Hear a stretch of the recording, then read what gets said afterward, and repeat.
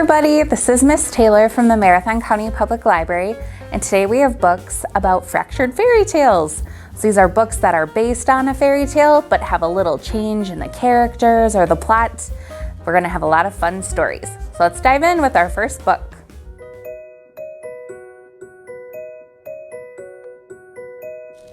Once upon a planetoid surrounded by book lovers, a Princess Lex read morning, noon, and night beneath her covers. Lex's bedroom brimmed with books. She read them at top speed. She even trained her puppy Prince to fetch her things to read. But on her 15th birthday, Lex awoke.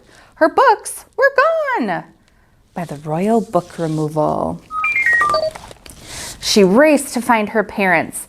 Make them stop. What's going on? They answered with a story. Long ago, when you were small, we held a celebration and invited one and all. But while the guests were toasting you, we heard a muffled shout.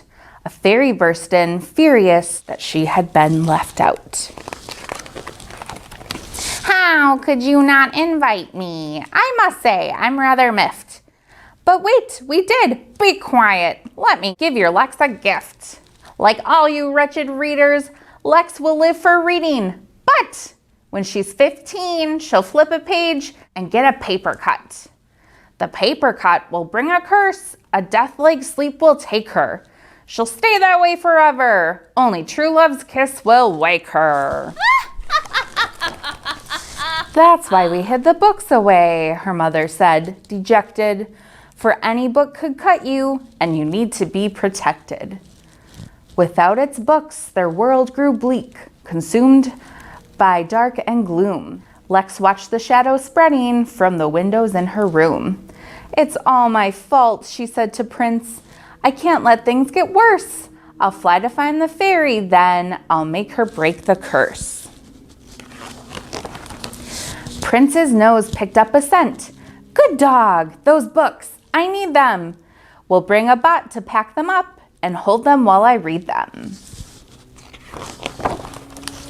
Lex started off with how to fly, then how to find a fairy, and stories gave her courage when the trip got rough and scary.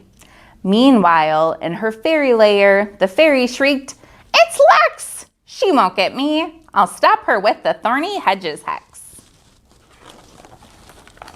A wall of thorns around her home? Nice try, but she can't hide. A garden book helped Lex cook up a homemade herbicide. The hedge dissolved to shriveled bits so Lex and Prince could land. The fairy said, That girl is doomed. I've got something special planned. I'll tempt her with the things she loves. A gorgeous poison book entitled How to Lift a Curse. She'll have to take a look. A glowing book appeared. Prince sniffed. What's this? Lex said. The fairy listened through the door. No sounds. She must be dead. The fairy inched near sleeping Lex to check her now closed eyes. But Lex sprang up and grabbed her wand and said, Hello, surprise. I got quite good at faking sleep when I was just a kid, so I could read past bedtime. Now, about that curse you did. That curse will last forever. You will never change my mind. Then Prince nudged Lex's leg and barked. Lex looked. What did you find? It looks like an invitation. You are invited to a royal ball to celebrate the birth of Princess Lex. You were invited to my ball. We thought this didn't reach you. Wait, can it be that you can't read? Don't worry, I will teach you. Me? Read? In her excitement, the poor fairy didn't think. She touched the book and she turned ghost white and crumpled in a blink. The fairy cursed herself, cried Lex. We need to help her quick. Prince ran up and gave the fairy's face a sloppy lick. The fairy slowly came to life. What happened? I'm not dead. Oh, Prince loves everyone, Lex shrugged. She smiled and scratched his head. So Lex came home. The books came back. The land was filled with laughter. The fairy found a job and all read happily ever after. That was Reading Beauty. So now we're going to learn about our August craft with Rose. Take it away, Rose.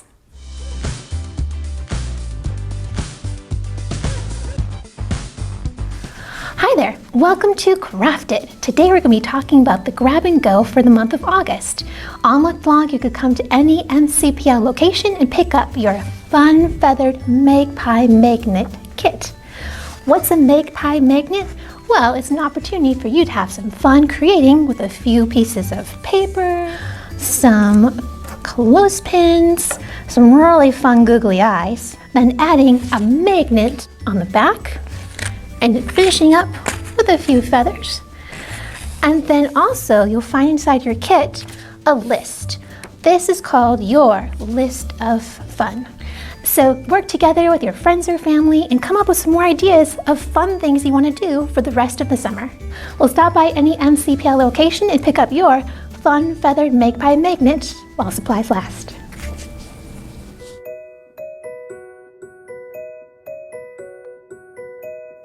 Our next book is The Three Little Fish and the Big Bad Shark. Once upon a time, there lived a mama fish and her three little fish, Jim, Tim, and Kim. "It is now time," said Mama, "for each of you to make a home in the deep blue sea." So off they went. The first little fish, named Jim, swam away and met a seahorse playing in some seaweed. "Can I have some of that seaweed so I can build a house?" "Take as much as you can carry," said the seahorse. So Jim gathered the seaweed and made a weedy little house. Jim had just finished building his seaweed house when he heard the big bad shark knocking at the door. Little fish, let me come in." The little fish trembled and replied, "Not by the skin of my finny fin fin." "Then I'll munch, and I'll crunch, and I'll smash your house in," roared the shark. So the big bad shark munched and he crunched, and he ate up every bit of the seaweed house, and Jim swam away just in time. Soon, Jim found his brother. Tim said, "Don't worry, Jim, we fish stick together. You can help me build a sandy little house." Jim and Tim had just started to relax in the sandy little house when the big bad shark came knocking at the door. Little fish, let me come in." To which the brave little fish replied, "Not by the skin of my finny fin fin." "Then I'll munch, and I'll crunch, and I'll smash in your house," roared the shark. So the big bad shark munched and he crunched until he got a sandy mouthful and the house crumbled. Jim and Tim swam and swam until they reached their sister, Kim. Kim was setting up her house in an old wooden ship. "The big bad shark destroyed our houses." "Don't worry, you can live with me," said Kim. And they did.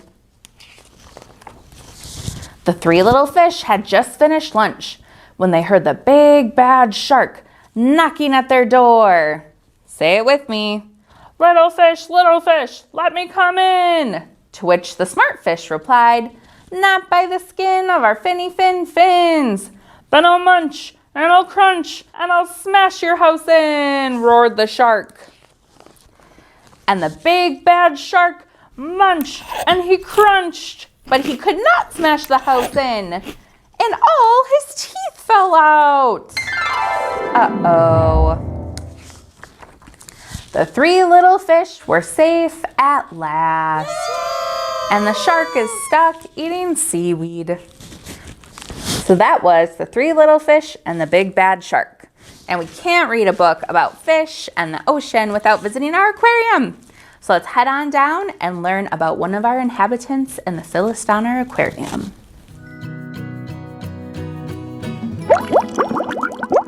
Hey guys! Well, it took a few tries, but those fish finally got away from that big bad shark, didn't they? We have some fish here in our aquarium that are kind of like those fish from the story. They're called sea goldies. So let's dive in and learn more about them. This is the sea goldie.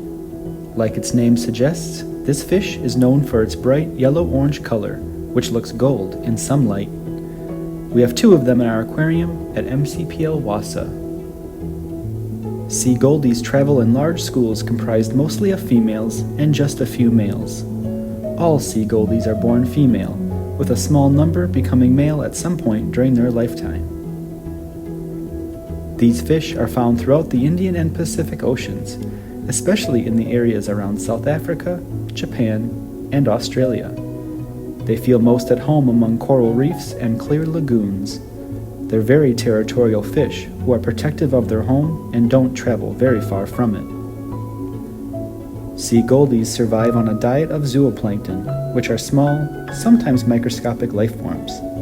They can grow up to around 5 inches in length, and their lifespan is unknown. Well, speaking of Goldie, I'm pretty sure we're going to see Goldilocks and Baby Bear in our next story. So let's go back to Taylor for one last tale.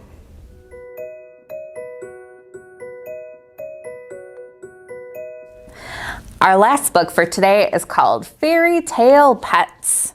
So we're going to see some fun pets of some fairy tale characters.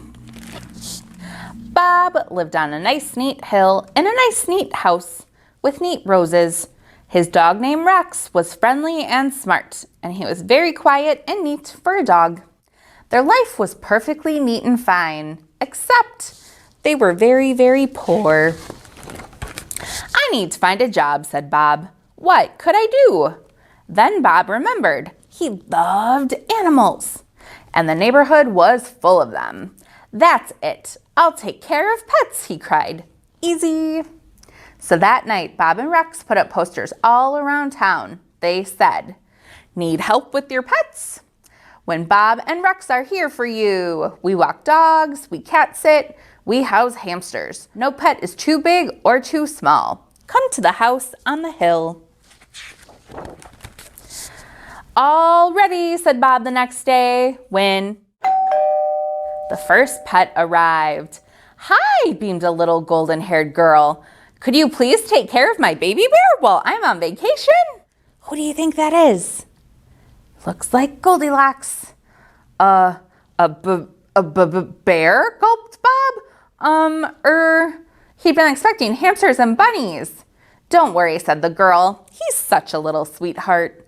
And waving goodbye, she skipped away. But then the little sweetheart found his voice. Someone's been eating my porridge. Someone's been sitting in my chair.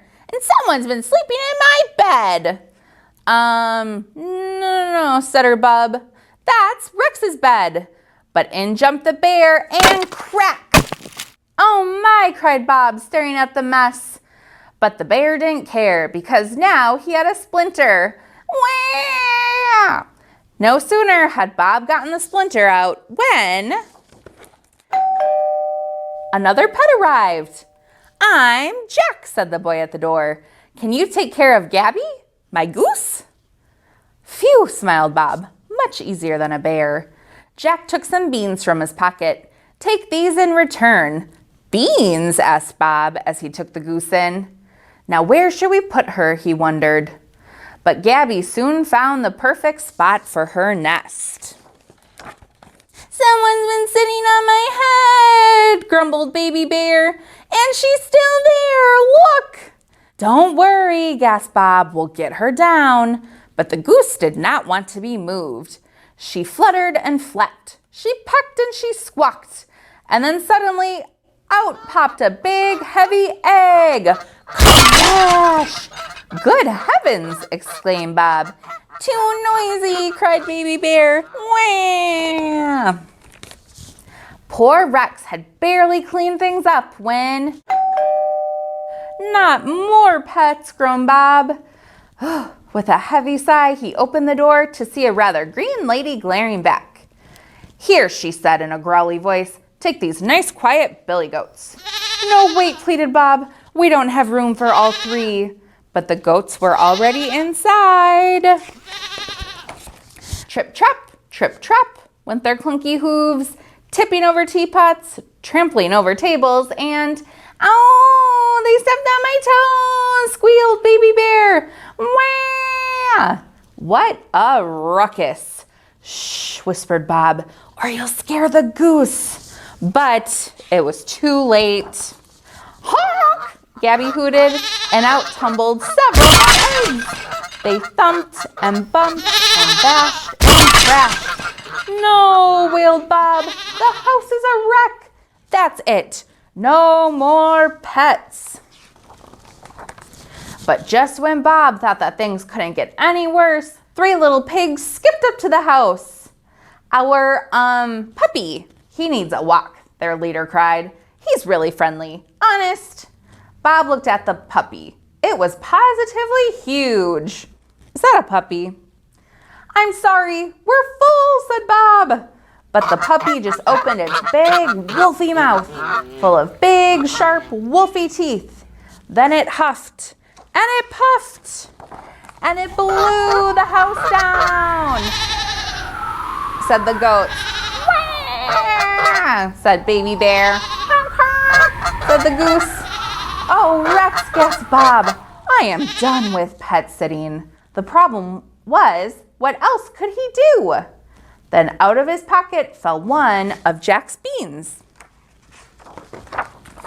Ah, that's it. I'll be a gardener, Bob decided, planting all the beans at once. Soon they would grow, and then he'd sell them at the market, and he and Rex would live happily ever after. Hooray, cheered Bob with a great big smile. What could possibly go wrong? Uh-oh, looks like Jack and the Beanstalk. Okay, so that was our last book called Fairy Tale Pets. Thank you for joining us today for our Fractured Fairy Tales, and keep your eyes out for more. You can check them out at the library. Lots of fun Fractured Fairy Tales. Have a good day.